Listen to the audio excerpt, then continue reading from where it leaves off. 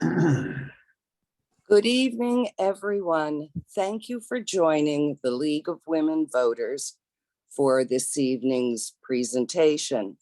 It's my pleasure to serve the League of Women Voters of Sarasota County as president. And it is my pleasure to introduce our speaker tonight, John Thaxton. Many of you will recognize John because he has, I will say, spent his lifetime serving Sarasota County. John is a fourth generation Sarasotan. He grew up here and he knows Sarasota County well. He has served in many different positions, including as a former county commissioner. John now creates and implements the Gulf Coast Community Foundation's key strategies for transforming our region's nonprofit community and provides leadership on emerging issues. And who doesn't agree that we have lots and lots of issues in our lives, in our community? Rather than continuing to tell you all about John, I want John to please tell us all about Charter Review Board. Thank you, Linda.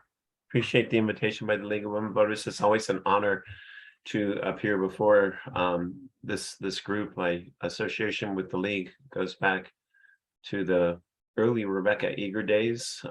Rebecca in the mid-'80s was a big supporter of mine, and she supported me right up until her passing. And so I have lots of fond memories of lots of interaction with the League. As Linda said this evening, we want to have a discussion about the concept of being a charter county. What does it mean? What it's about? A little bit about the history. And then more specifically, we'll get into the two pending charter revision questions that you're going to find on your November ballot, or have found on your November ballot. We had attempted to have this session earlier before the ballots were in the mail, but this gentleman named Ian had different thoughts about what we should be doing with our time. So his interruption puts us at today. So I'm happy to be here. So I'm going to start first with a little bit of background about this concept of a charter county, because when I was first asked to do this presentation, I said, you know, this whole idea of if you're advertising a talk about a charter county, it's got to sound about as boring as dirt, right? There's just not a lot exciting about it. But it is exciting. And the reason it's exciting because it's darn important. And it's important that people understand this concept, because in absence of the understanding, the ignorance just kind of preys on the process and causes us to go off into tangents that an intelligent electorate would never take. So in 1968, the electors of the state of Florida granted local voters within their own county the ability to adopt charters for their own governance. So charters are a formal written document that confer powers, duties, responsibilities, and privileges to individual counties from the state. It's very similar to a constitution in many ways. The primary difference between a charter county and a non-charter county is that the extent of the home rule and the freedom from state control. The Florida Constitution states that charter counties, and this is a quote, and you kind of need to listen closely because the distinction is very, very small here. State Constitution, charter counties, quote, shall have all powers of local self-government not inconsistent with general law meaning state law. And then the Constitution goes on to say that non-charter counties shall have the power of self-government as provided by general or specific law, meaning the state. So the difference is very subtle, but in essence, what it means is that charter counties can do whatever they wish, as long as it does not conflict with state law, while the non-charter counties can only do what the state law permits them to do. So it's a very important distinction. Many constitutional scholars for the state of Florida suggest that charter government was designed to remove the resolution of local problems from the very busy state legislature's agenda, and instead grant them to the counties where the electorate themselves would have more control over their regional affairs. So today in the state of Florida, we have 20 charter counties. There's a total of 67 counties in the state of Florida total. And a fact that I did not know until doing some research for this presentation is that while only about what's 20 of 70, only about a third, less than a third of the counties are charter, but 3/4 of the state population is represented in charter counties. So obviously some of these larger counties such as Jacksonville, Duval, Miami-Dade, Sarasota, et cetera, are charter home rule counties. The first county, interestingly enough, to adopt a charter was Duval County in 1968, the very same year that the state gave authorization to counties to do it. And the last county to adopt a charter form of government was in 2008, and that was Wakulla. So Sarasota specifically established our charter and our home rule in 1971. The county was established in 1921 for those history people out there. And our charter established a county commission, county administrative form of government. And the effort, I was around in 1971 when this happened, and the effort for Sarasota to become a charter county, and there was some contention about it, was spearheaded by Robert L. Anderson, the same 5-term county commissioner that the Southern Sarasota County Administrative Building is named after. So there's 5 ways, once a charter is adopted and voted on by the voters, that the charter can be amended. The first way is by the Florida legislature. The legislature themselves can propose an amendment to any county charter that they want to, or all of them if they want to. A second way is by the county's charter review board. Now, as per Sarasota County's charter, so you can see how important it is, our charter review board members are elected. They're typically a down ballot issue. They're rarely publicized. There's no fanfare. Almost nobody knows anything about the people that are running for these seats.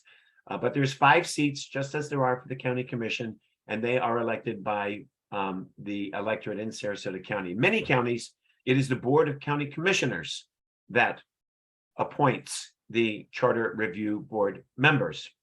So again, a very important distinction that is distinguished in our county charter. The Sarasota County Commission is the third way that a charter amendment can make it to the ballot. Interestingly enough, it only takes a simple majority vote of the Board of County Commissioners to put something on the ballot. There's a lot of things that the county commission do that requires a supermajority vote. But interestingly enough, amending the charter, amending the local constitution, only requires a simple majority vote for the county commissioners themselves to propose an idea for the voters to consider for adoption. And then the fourth way is that it can be done by, I want to make sure I didn't skip one. 1, 2, 3, 4. Yeah, the fourth way is that it can be done by individual citizens creating a petition, which currently must garner the signatures from at least 10% of the registered county voters. The signatures must be gathered and submitted to the supervisor of election between January the 1st and April the 1st. That's a 91-day period. And they do allow 30 days extra for the gathering of signatures if the supervisor rejects some of the initial signatures and they don't meet the threshold. However, regardless of how a charter amendment finds its way to be approved, all amendments must be approved by the voters at a referendum in order for them to take effect. So presently today, there are two proposed charter amendments that we're going to be discussing a little bit more here in detail. They were both put forward by the Charter Review Board in the year 2020. And interestingly, this was a short 2 years after the County Commission proposed more difficult standards for the charter amendments in the November 2000 general election, and that those amendments were passed by the voters. And those amendments increased the number of required signatures for the citizen petition to the 10% that I talked about before, and imposed what is factually the shortest time period for any charter county in the state for the collection of these voters' signatures in order for a citizen-initiated charter amendment to find its way to the ballot. So what I'm going to do with these two proposals is I am going to offer pros and cons, kind of both sides, for each of the two charter revision questions. I found these pros and cons in various places of the internet. Of course, that's where we find everything these days. And they come from Board of County Commissioners themselves, Charter Review Board members, published editorials from the Median, and from citizens. I'll make a note that none of these are my opinions, although I may share them. I'm not going to tell you where I share them. Otherwise, my position as a moderator here is somewhat compromised. Actually, it's completely compromised. And I'm going to review them in reverse order, at least reverse order from the way that they're numbered. Everybody calls them question 1 and 2. And the reason I'm going to take question 2 first is because it's the one, question number 1 has generated much more interest than question number 2. So then question number 1. And I would also make a note here that the League of Women Voters of Sarasota County has gone on record, and they oppose both charter amendment questions, both 1 and 2. And the quote from their website is, "The citizens initiated petition process to amend the charter has already been significantly restricted by charter amendments put forth by the County Commission and passed by voters in 2018. The League opposes any limits on a citizen's ability to be the architects of their own Sarasota County charter." So with that, I'm going to dive right into question number 2. And the way that it reads on your ballot is as such. Shall the charter be amended to clarify that proposed charter amendments shall not conflict with Florida Constitution, general law, or the charter? And of course, the charter, they're talking about the Sarasota County Charter. So some of the pros that I have found supporting this charter amendment being approved is that it reiterates and clarifies the legal requirements of amendments. It's kind of like one of the editorial writers characterized it as a needless to say question. A Charter Review Board member described it as a belt and braces question, meaning that there's really no harm in repeating it. And by repeating it, having this, repeating it will provide extra protection and understanding. So those are really the main pros that you're going to find supporting the charter amendment. I was able to find a few cons about what would happen if this were adopted. And the charter provisions, whether proposed or already adopted, must not conflict with charter or general law already. So this change is really focused on prohibiting any major changes to the Sarasota County Charter itself. And this is, I think, evidenced by the 2012 Florida Supreme Court constitutional ruling on term limits, the constitutionality of term limits for county commissioners in charter counties. The charter originally said that county commissioners could not be subject to term limits. The Supreme Court says they could, and so it was immediately removed from the county charter, or at least found non-effective in the county charter. And so there really was no charter provision necessary to do that.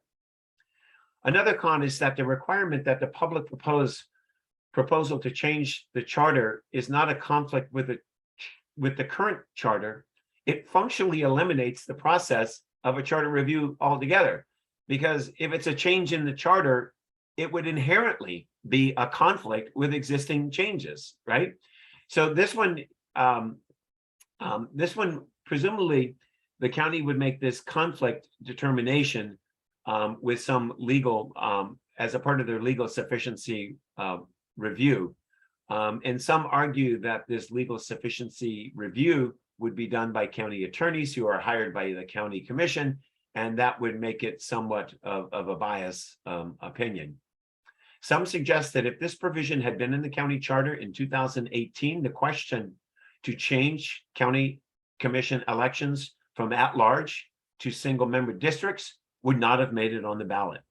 Because if you want to change it to single-member, that would be in conflict with the existing charter that says that it must be at-large. So this is an example, some contend, of the fox watching the hen house. So again, that's the first one. And again, I'll read it really quickly one more time. Shall the charter be amended to clarify the proposed charter amendments, that proposed charter amendments shall not conflict with Florida Constitution, general law, or the charter. Now, question number one is the one that has been generating a great deal of controversy. And I'll read it for you first. Shall the charter be revised to add requirements for a petition form, legal sufficiency review, fiscal impact statement, and a presentation to the Charter Review Board for all charter amendment petitions, as well as requiring 10% of registered voters from each district to sign the petition rather than 10% of the registered voters county-wide. And reading this, I'm thinking the presentation to the Charter Review Board might have been stricken, but the rest of it is still there. And that's where all of the comments are focused.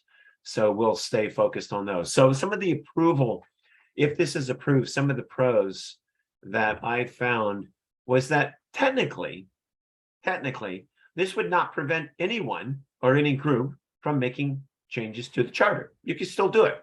Might be more difficult, but you could still do it.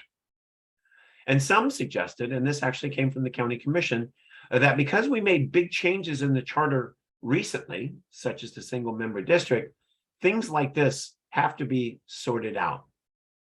Another person suggested that changing the charter to read this way is no big deal.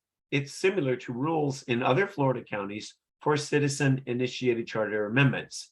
And in fact, it mirrors the efforts in the state legislature, which raised the standard of approval for citizen-led amendments to the Constitution, and constitutions and charters should be very, very difficult to amend. Many voters did, and some have suggested that many voters did not understand the single-member district vote, and that these changes included in this amendment will add an additional step and will help voters to better understand new charter amendments being proposed.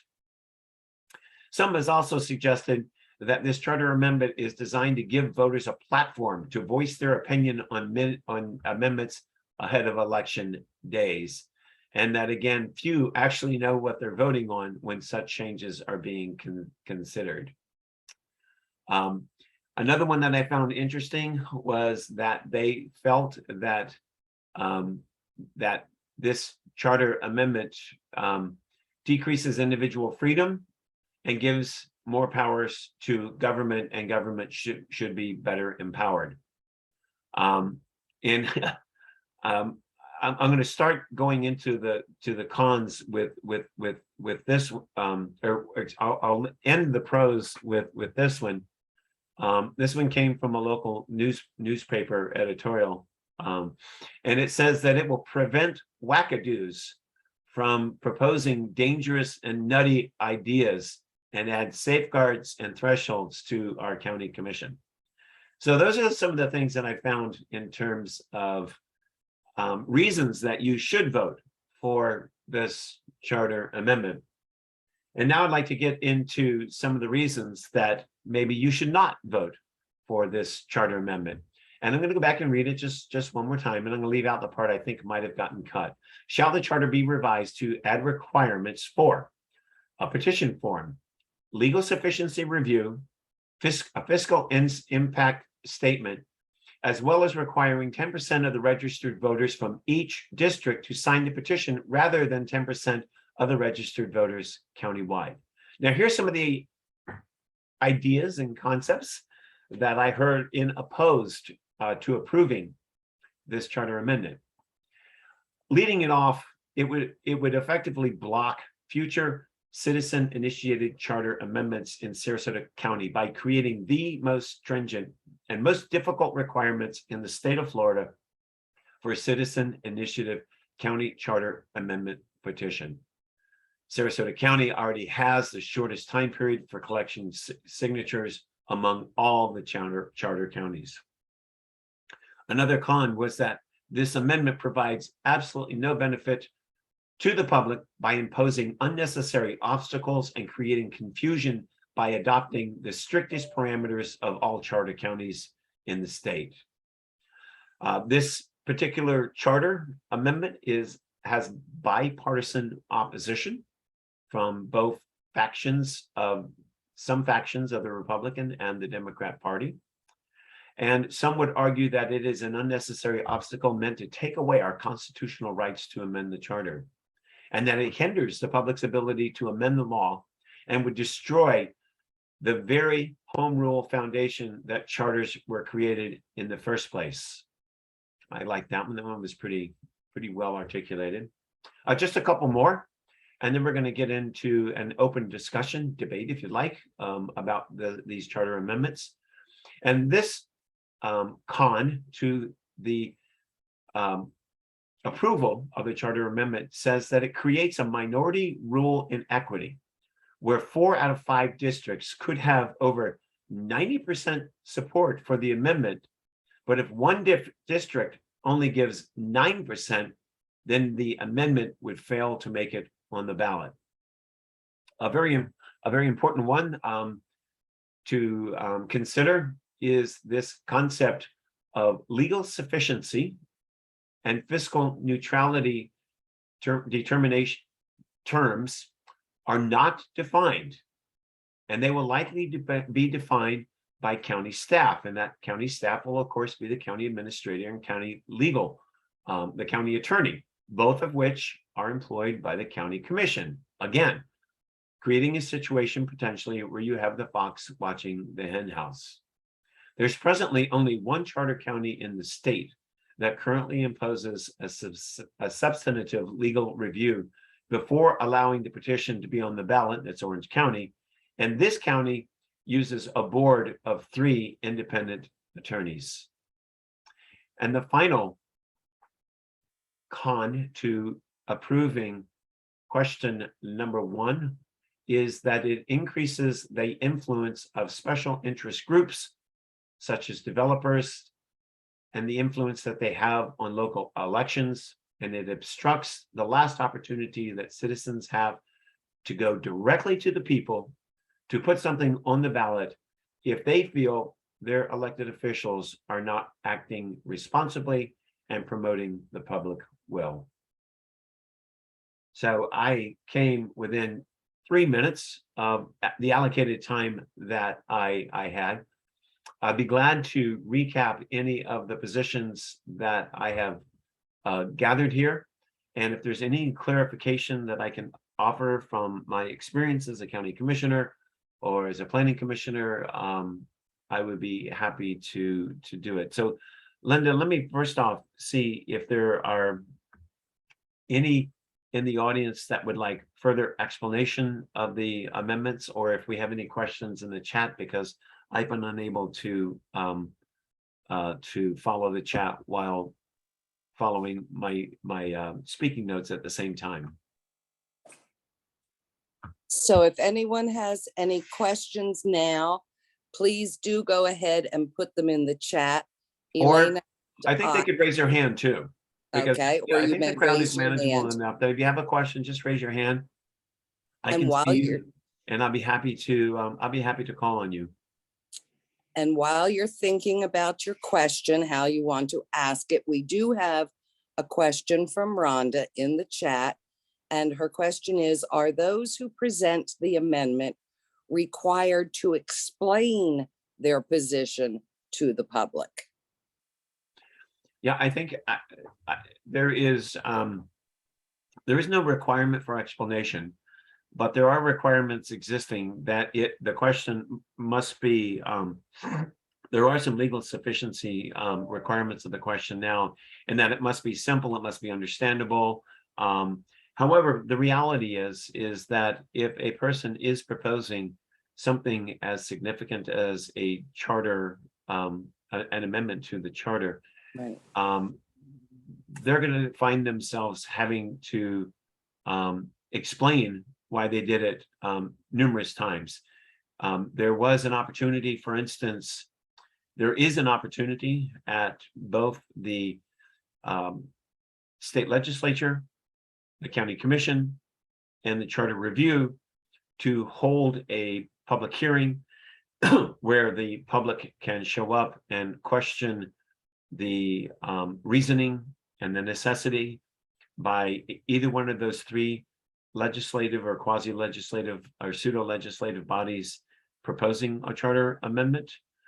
But beyond that, it is up to the democratic process itself for people to ask the questions and have meetings exactly like this so that they can voice their opinions both in support and opposition, and question the merits or the valid components of a charter amendment. And in my thinking, you would also need to explain to some degree in order to garnish the necessary signatures. People are unlikely to sign if they don't know the what, why. Is that where you were thinking, Rhonda, or did you mean it otherwise? No, if it was a citizen initiative, I'm sure they had lots of explaining to do. Yes. But I was talking about the current one that is presented by the Charter Review Board with the blessing of the county commission. And I was wondering if they were under any legal obligation They do to have to explain it to anyone. They do. I wouldn't say they have a legal obligation to explain it, but they do have a legal obligation to hold a public hearing so that the citizens, so that voters can ask questions as to their explanations.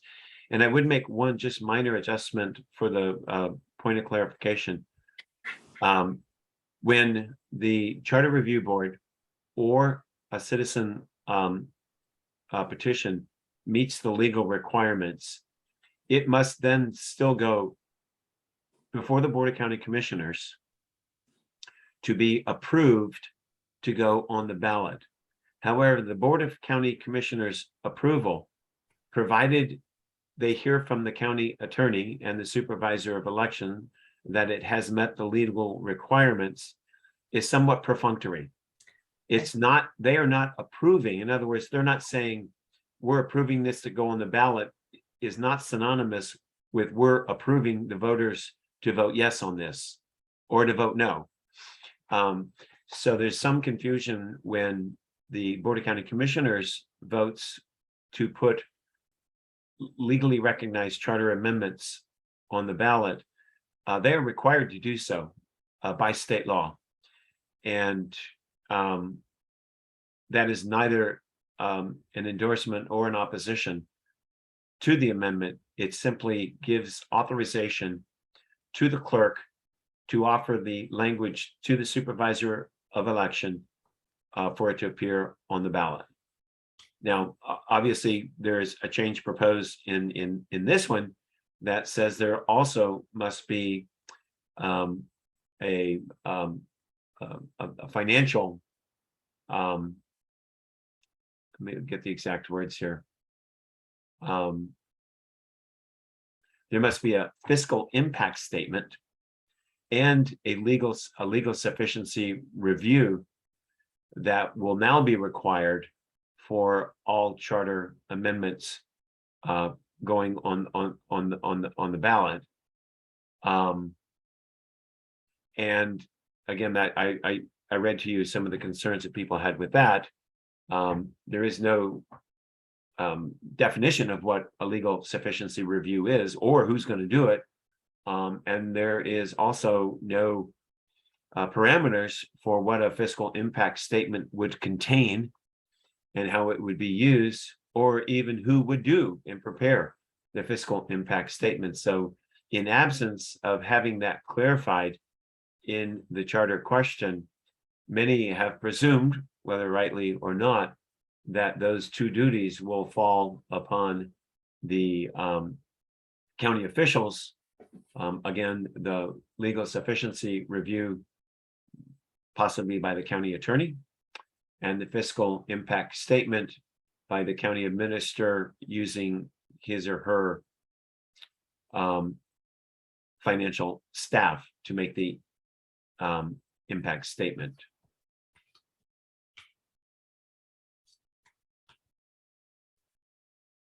Are there, I see someone has their hand up, but all it says is office assistant. Who is it? Is that?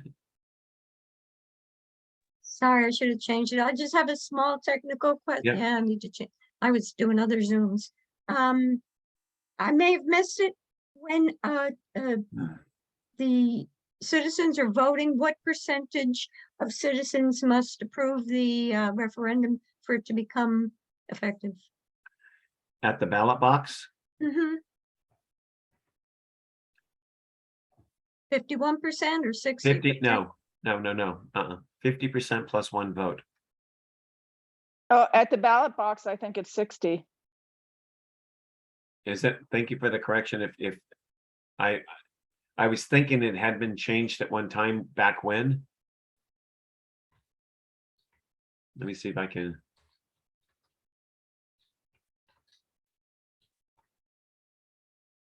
So then it would probably be 60% one vote. We'll get that clarification. I apologize. I don't know. I should have that either in my notes or in my brain, but I don't have it in one and I've lost it in the other one.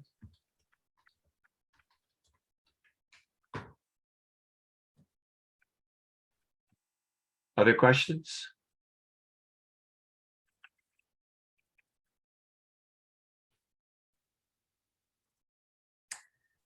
Well, Rhonda, I'll why jump don't in. you go ahead? Yes, Rhonda. I just want to follow up on my previous question. Was there public hearings for these two amendments? And if yes, do you know when they were and how they are announced? No, but in my again, these were both presented by the Charter Review Board, and I found numerous press coverage articles about people that that showed up and and protested and supported these amendments. And I also believe that when the county commission took their vote to place them on the ballot, people also showed up there suggesting that the county not place them on the ballot. So there was a meeting at the Charter Review Board, and that would have been the only place that the meeting would have been required because they were the ones that proposed the amendment.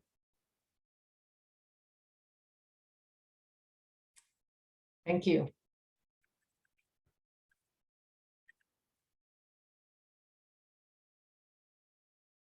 Other questions?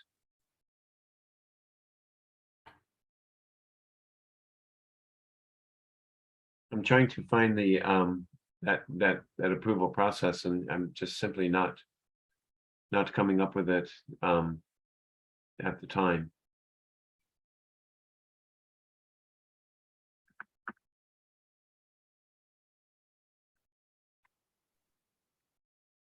I'll ask another question. Is there Please. a place we can go to read some of these documents?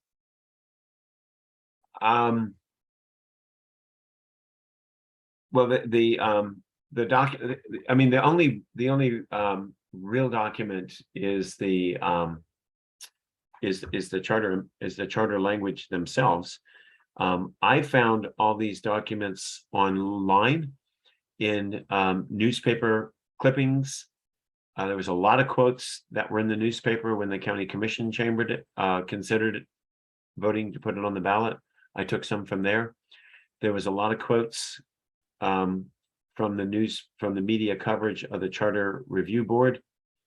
And there have been a great deal of position papers that that were also I had access to through others that I used in compiling these pros and cons. To read the charter itself? Oh yeah, the charter is available online. Yeah, it's you can just simply Google Sarasota County Charter, and it is embedded in the county's webpage and many others. And additionally, we have a link to a page that goes through a very significant overview of what these two changes would do with question 1 and question 2, what they are, what they do, what a yes vote would do, what a no vote would do. And I believe there's also a link there that takes you to the actual document that gives you the in-depth verbiage, the formal content about what question 1 would do and what question 2 would do, which is far more extensive than the ballot language. And there should be a link to that as well. And that was all aggregated through going through the same process John went through, which is reading a ton of newspaper articles and other content.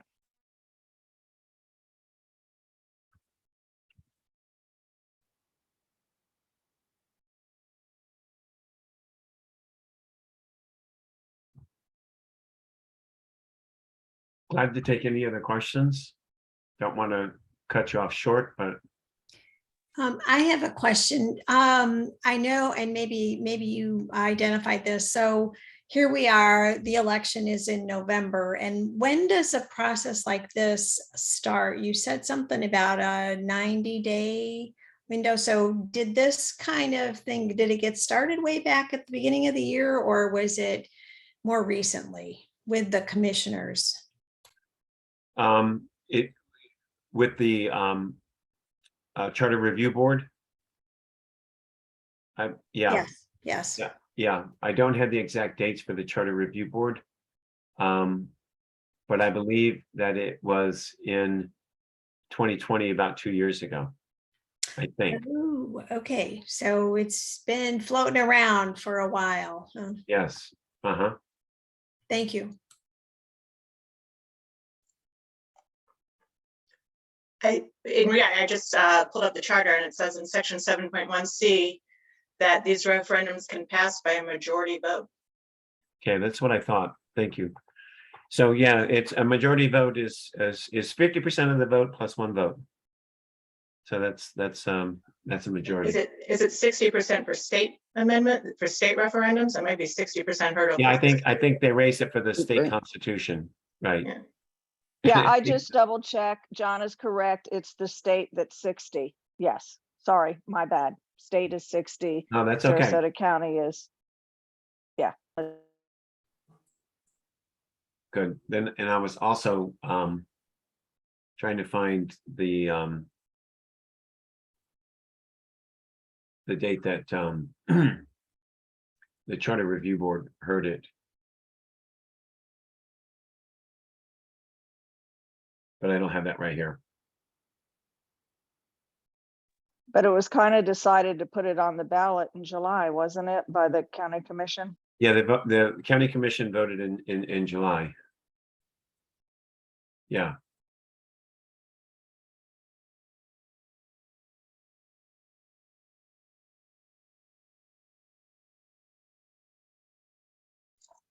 So here's this is a little bit of information here. It's just one of the articles I just found that I remember referencing.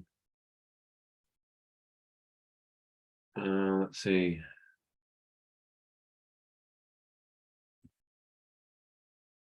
It was in October of 2020. I was right again there. Two lucky guesses, huh? Approved the two charter amendments that we just discussed. But it was only recently that the Board of County Commissioners voted to put them on the ballot. There's timelines that they must have reapproved by the county commission in order for them to get on the ballot. Obviously, they can't wait till the last day and then expect the supervisor of elections or whatever to do it. So the Charter Review Board did it in October of 2020, just 2 years after the county instituted the other changes, which many have argued made it more difficult, and that these additional ones are just adding an extra layer of difficulty to get it on the ballot. And that's not an opinion. It clearly is more difficult. And as I said before, some would argue that the Constitution and the Charter are intended to be more stagnant than frangible documents, and that change should be very difficult and it should be held to the highest standard. So I think there's, so that's the reason that many are suggesting both of these changes. But Sean, that said, the county commission can propose and put forth a charter amendment and have it put on the ballot just by having the county commission approve it. And the Charter Review Board can suggest and put forward, and then it has to be signed off on by the county, but they don't really have to go through any process. They just do it, and that's it. that is correct. And again, as I pointed out, for both of those bodies, it is a simple majority vote that's required to put the question on the ballot. So I guess some could argue that it's kind of a double standard. Very simple for two of the four avenues, and very difficult for the fourth. So you make a good point, Sean. Well, certainly when you look at the state, what happens is that the vast majority, over 60% of voters, are in favor of certain things, like returning rights for felons to be able to vote, but the legislature would never do it. So the only way in which to get it done, and the other one was the environmental, putting together the fund for Yep. the environment. The legislatures and representatives refused to do what the voters wanted, and the only way to get it done was through citizens initiative. And I think the same thing holds true for Sarasota County. Yeah, I was going to suggest the Florida Conservation Lands vote referendum also, because it was supported by such a huge majority of the voters. And so the Constitution was amended to require the state legislature to do it. But then some would argue they still didn't do it. And so. Same with fair districts. Yes, But basically the voters were saying, we want fair districts. And the legislature and representatives refused to do it. And so the only way to get it done was through citizens initiative. And in Sarasota County, you have some of the similar issues, and you have to get a majority vote and 10% of all residents to sign on. So it's definitely not an easy process. Yeah, and of course, the new process will require you to get 10% from all 5 districts. I'm So it's- curious, if I recall, regarding the ballot amendment, the charter amendment for the March election, special election, where the county commission put forth the dissolution of single member districts. Am I correct that there was the request to the Charter Review Board to put forth that amendment and they declined? There was a request. I'm not really sure the origin of the request or if it was a formal request, but there was formal action taken by the Charter Review Board. And they decided not to put it on the ballot using the Charter Review Board vote process. So you are correct. They did consider it, but they elected not to do it. And that, of course, the state legislature is clearly not going to get involved. And so that just left the petition or the county commission as the vehicles to get it, the charter changed back to at 5 at-large districts. There was nobody willing to lead the petition drive. So the county commission voted to do it. And I remember the discussions relatively well. And they felt that there was confusion and that the voters were not sure of what they were voting on, because why would a voter take away their right to vote for all 5 county commissions and restrict their ability to only vote on one county commission? Right. Yes. For one county commissioner. Do you have any, have you read or have any insight yourself as to why the Charter Review Board declined to put forth that amendment? Now, the only thing I have is my conversations with Charter Review Board members, and I'd rather not share that. There is a tape of the meeting though, and many of the conversations that I had with Charter Review Board members are reflected in the official record. So you can go back and look at that meeting, and you'll hear it. I mean, some of them. Well, just go back and listen to yourself. So I don't I'm trying not to put a biased spin on it. And as you can tell, it's very difficult. It's pretty hard not to have an opinion on these issues, especially for someone like me who has lived them for 40 years. But that I was asked to present as unbiased as I possibly could.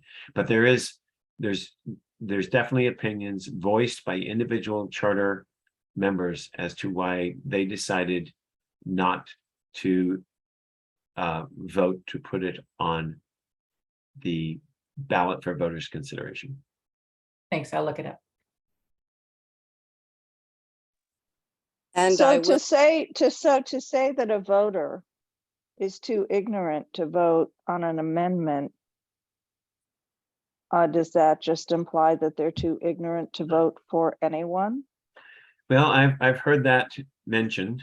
I had a 'Cause similar. there was a ton of press. There was a ton of press and media. I have. It would be pretty hard to vote on it. Yeah, it's as a matter of fact, the voters' support for the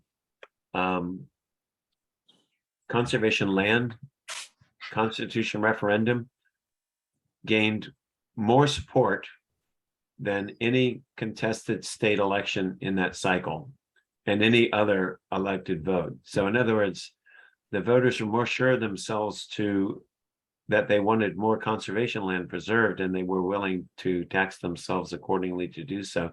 They were more sure of that than they were to elect any other in any other contested election.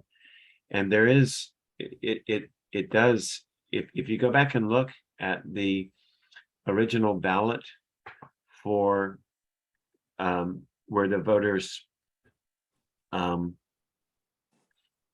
denied and voted down the single member district, there were several elected officials on that ballot too. So it does beg the question, did they not know what they were voting for the entire ballot, or was it just this one issue they didn't know what they were voting for? It's an intriguing It's an intriguing question. Well, especially since they voted for it again the second time Yeah, after right, massive yeah. amounts of media. Yeah, they Yeah, that clearly, was- I yeah, that think, was- understood what yeah, they were voting I- for, I- especially I- in March, where it's a minimal Yeah. election. I would argue, population. yeah, I think people have a very strong argument that that was not only an affirmation that they knew what they were voting on the first time, but a very determined affirmation that they knew what they were doing. And I want to make mention, because many of us do like the details and the history, that our link on our homepage, and it's also on the local elections page, on this this amendments has a small link that will show you the document from Sarasota County in July that references October of 2020. So a lot of that historic stuff is right there for you to easily access. Thank you, Linda. You're welcome. Yeah, the league has always done a great job with this sort of thing.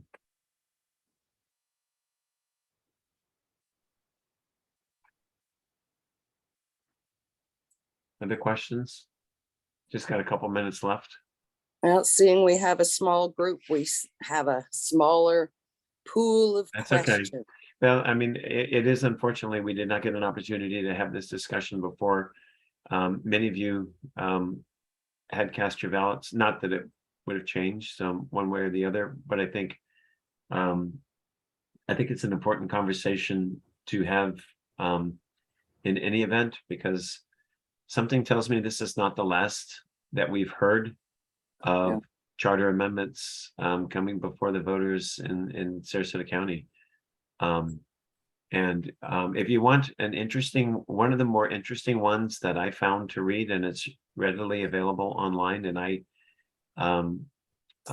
took many quotes from it. It's interesting because of who wrote it. It was written by a gentleman, a friend of mine, named Matt Walsh. Matt Walsh is a staunch libertarian, and he published an opinion on both of these charter amendments in the Observer newspaper. And I would commend to you that you read those, because Matt, whether you agree or disagree with him, and he and I have had many opportunities for both. He's just endlessly engaging and always has a very interesting perspective. And so his perspective, especially on the first question, is something you get a kick out of reading. We'll find it and share. Yeah. To be fair, though, share both questions, both of his things, because you may agree with one and not the other, or you may agree with both or disagree with both. But in any event, in all fairness, I would share, and he has entertainment value in virtually everything that he writes. Thank you so much. Yep. Well, if there's no more questions, I want to again thank you all for attending. Thanks for the League of Women Voters for their continued effort on promoting the vote, education of the vote, and getting those individuals out who would otherwise not vote to vote without regards to their position. You've always been so good about that. You're one of the bastions of American democracy in our region, and I am eternally grateful for all the work that you do. Thank you, John, and for all the work you have done in the past 40 years for our county, for the people of our county, and all of us here. I thank you, truly. You're welcome very much. Together, we make a difference. You betcha. Thank you so much. Everyone have a great evening. Good night. Thank Thank you. you.